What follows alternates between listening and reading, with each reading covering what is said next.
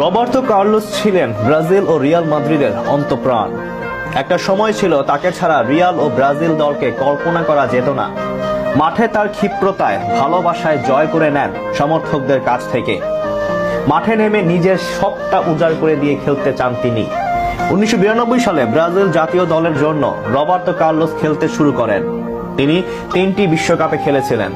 1998 সালে ফ্রান্সের ফাইনালে পৌঁছেছেন এবং কোরিয়া জাপানে 2002 সালে টুর্নামেন্টে জিতলেন।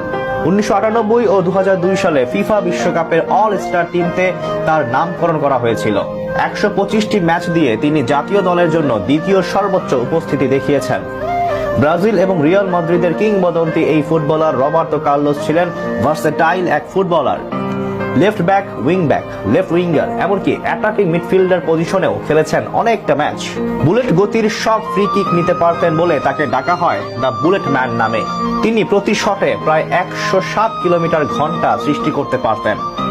ফ্রান্সের বিপক্ষে করেছিলেন ঐতিহাসিক এক